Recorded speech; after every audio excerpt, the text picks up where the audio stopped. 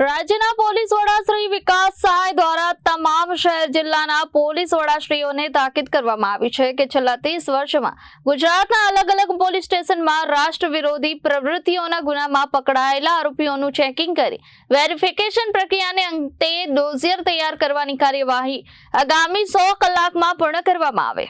રાજ્યના પોલીસ વડા વિકાસ સહાય દ્વારા આજે મહત્વપૂર્ણ તાકીદ કરવામાં આવી છે। તેમણે તમામ શહેર અને જિલ્લાના પોલીસ વડાઓને આદેશ આપ્યો છે કે છેલ્લા 30 વર્ષમાં ગુજરાતના વિવિધ પોલીસ સ્ટેશનોમાં રાષ્ટ્ર વિરોધી પ્રવૃત્તિઓના ગુનામાં પકડાયેલા તમામ આરોપીઓનું ચેકિંગ અને વેરિફિકેશન તાત્કાલિક હાથ ધરવામાં આવે।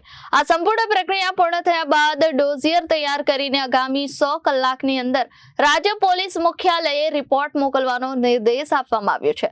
પોલીસ વિભાગને આપેલી આ તાકીદને કારણે દરેક જિલ્લામાં ચેકિંગ અને જૂના રેકોર્ડના વેરિફિકેશનની કામગીરી તેજ બની ગઈ છે।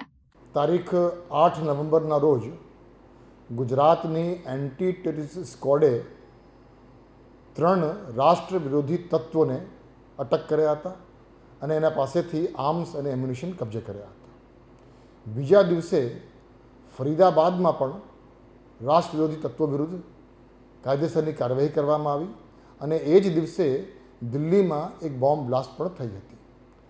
આ સમગ્ર બાબતને ધ્યાનમાં રાખી ગુજરાત પોલીસને સતર્ક કરવામાં આવ્યું અને એક વિડીયો કોન્ફરન્સના માધ્યમથી ગુજરાત રાજ્યના તમામ પોલીસ સ્ટેશનોને સૂચના આપવામાં આવી કે છેલ્લા 30 વર્ષમાં ગુજરાતના વિવિધ પોલીસ સ્ટેશનોમાં જે કંઈ રાષ્ટ્ર વિરોધી તત્વો વિરુદ્ધ ગુનાઓ દાખલ થયા છે એવા તમામ લોકોની ચેકિંગ તાત્કાલિક ચાલુ કરવામાં આવે અને એ પ્રક્રિયા સ્થાનિક પોલીસ સ્ટેશન તરફથી કરવામાં આવી રહી છે।